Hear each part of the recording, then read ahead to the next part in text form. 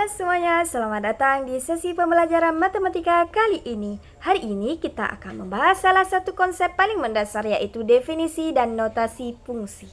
Fungsi adalah sebuah aturan penting yang menghubungkan setiap elemen dari daerah asal atau domain dengan tepat satu elemen di daerah hasil atau rank. Ingat kata kuncinya, tepat satu.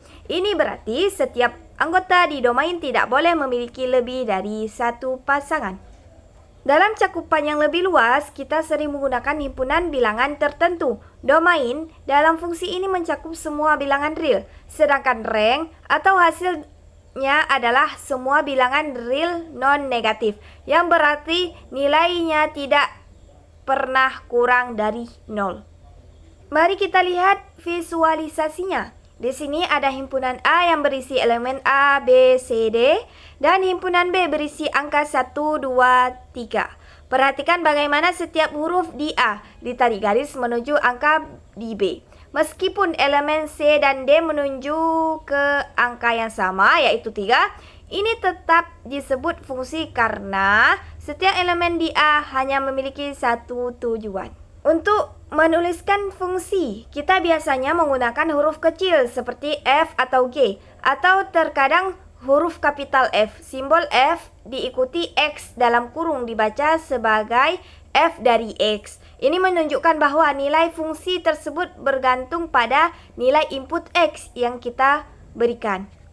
Kita lihat contohnya, misalkan kita punya fungsi fx sama dengan x pangkat 2 kurang 4.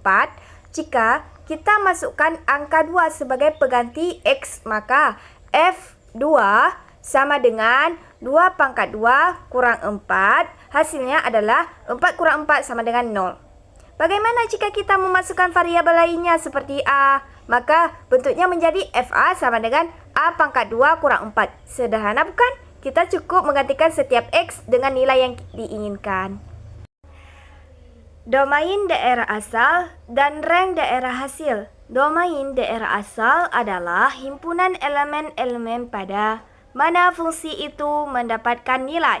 Rank daerah hasil adalah himpunan nilai-nilai yang diperoleh secara demikian. Sekarang, mari kita coba dengan aturan yang sedikit berbeda. Misalnya, fungsi fx sama dengan X pangkat 2 tambah 1.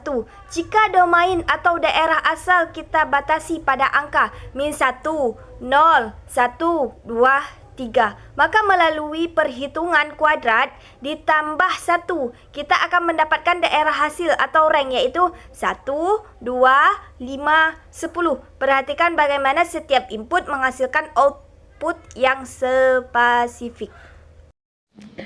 Oke, mari kita bahas selanjutnya tentang grafik fungsi. Nah, grafik fungsi ketika daerah asal dan hasil fungsi adalah bilangan real, kita bisa menggambarkan fungsi tersebut dalam bentuk grafik di bidang koordinat kartesius. Grafik sebuah fungsi f selalu diawali oleh persamaan y sama dengan fx, yang artinya setiap nilai X dari daerah asal akan memiliki nilai Y dari daerah hasil yang sesuai. Dan titik X dan Y inilah yang membentuk pola. Nah, di sini ada contohnya teman-teman. Fx sama dengan X pangkat 2 kurang 2. Nah, untuk fungsi kuadrat pertama ini, pertama kenali jenisnya terlebih dahulu. Fx sama dengan X pangkat 2 kurang 2 adalah fungsi kuadrat dengan bentuk umum. Grafiknya berupa parabola yang terbuka ke atas karena A lebih besar daripada 0. Sekarang kita harus mencari titik pentingnya. Karena B sama dengan 0, sumbu simetri di X sama dengan 0, substitusi X sama dengan 0, diperoleh Y sama dengan min 2. Jadi titik puncaknya di 0, min 2. Nah, jadi untuk titik potong sumbu X, cari X saat Y sama dengan 0.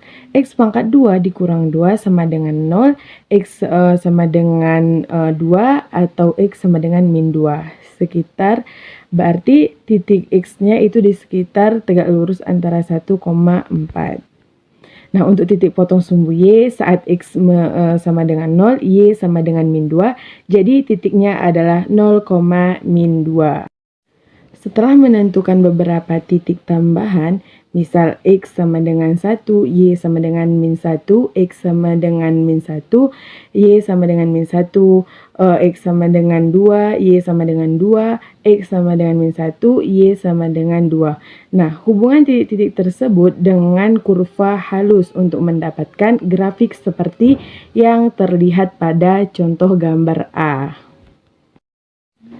Selanjutnya contoh B, Gx sama dengan X pangkat 3 kurang 2X. Nah, ini merupakan fungsi kubik. Nah, jenis fungsinya adalah fungsi polinomial derajat 3 dengan bentuk umum. Grafiknya memiliki pola berliku dan akan melengkung ke arah tertentu. Tergantung koefisien A, karena A lebih besar daripada 0. Grafik akan turun ke kiri dan naik ke kanan pada ujungnya. Nah, untuk titik baliknya dapat ditemukan dengan cara menghitung turunan untuk tingkat lebih lanjut. Namun, untuk sketsa dasar cukup tentukan titik-titik tambahan. Nah, hubungkan titik-titik tersebut dengan kurva halus yang sesuai dengan ciri fungsi kubik seperti pada gambar B. Oke teman-teman, sekarang kita akan membahas tentang fungsi genap dan ganjil. Fungsi genap suatu fungsi f disebut genap jika untuk setiap x dalam domainnya berlaku f minus x sama dengan fx. Sifat grafiknya, grafik fungsi genap simetris terhadap sumbu minus y jika titik a, b ada pada grafik, maka titik minus a, b juga ada. Contoh, fx sama dengan x pangkat 2, f minus x sama dengan minus x pangkat 2 sama dengan x pangkat 2 sama dengan fx genap. Fungsi ganjil, suatu fungsi f disebut ganjil jika untuk setiap x dalam domainnya berlaku f minus x sama dengan minus fx.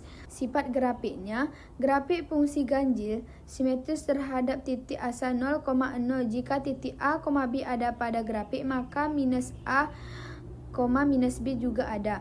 Contoh, fx sama dengan x pangkat 3, f minus x sama dengan minus x pangkat 3 sama dengan minus x pangkat 3 sama dengan minus fx ganjil.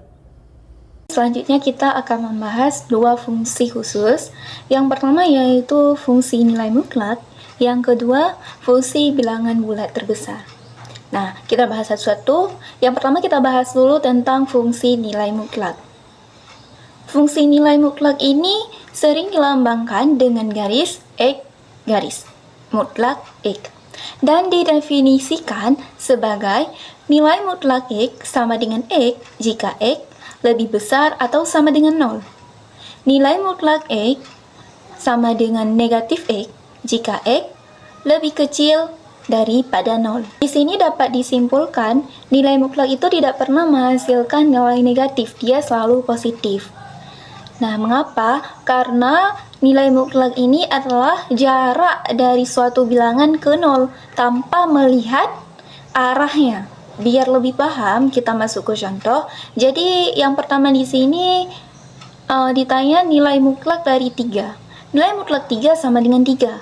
Kemudian yang kedua, nilai mutlak minus 3 sama dengan 3.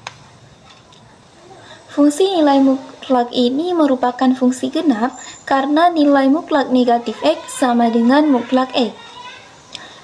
Bentuk grafik fungsi nilai mutlak, dia bentuknya seperti V dengan sudut tajam di titik 0 dan terbuka ke atas. Nah, bisa dilihat seperti gambar di samping.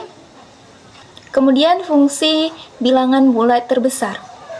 Fungsi bilangan bulat terbesar dilambangkan dengan X seperti ini dan didefinisikan sebagai bilangan bulat terbesar yang lebih kecil atau sama dengan X.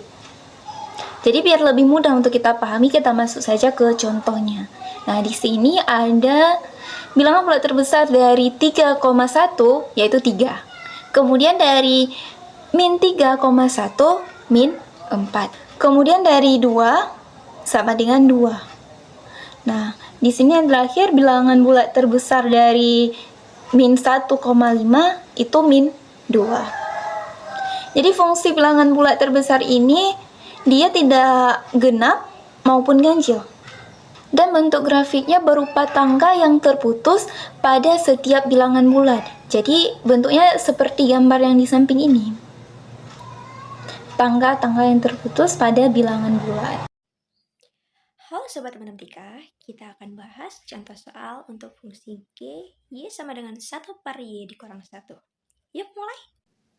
Inti dari fungsi adalah substitusi. Apapun yang ada dalam kurung G, itulah yang akan menggantikan posisi huruf Y di rumus utama.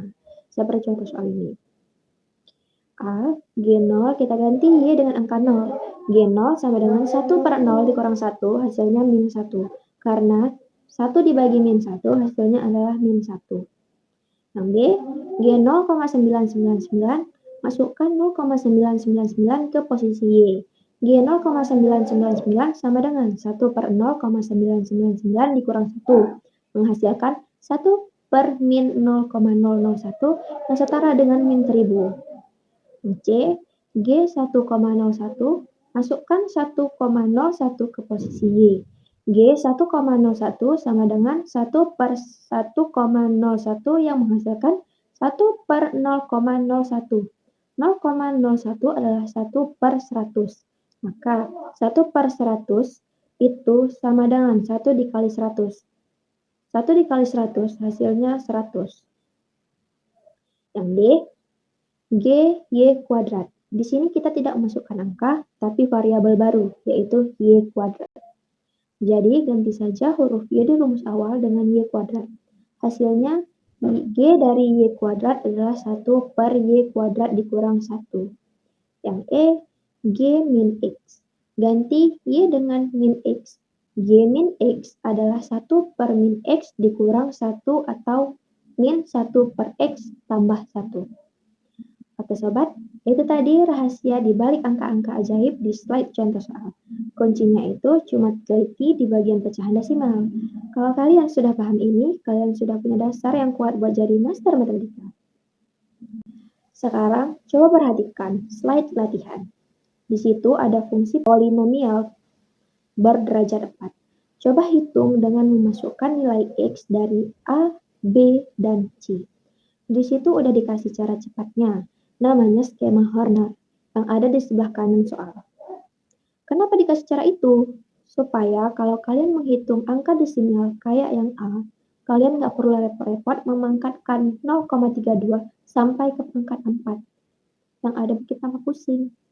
Kalian tinggal hitung aja dari kurung yang paling dalam, yaitu 0,32 ditambah 3, lalu hasilnya dikali 0,32, lalu dikurang 6, dan seterusnya. Sampai step dari cara skema Horner itu habis. Gimana?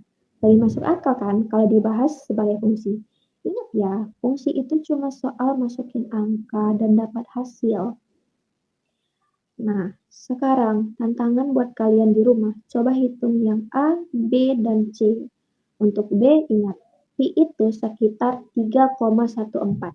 Jadi, masukkan aja ke persamaan fungsinya dan lihat hasilnya jadi berapa.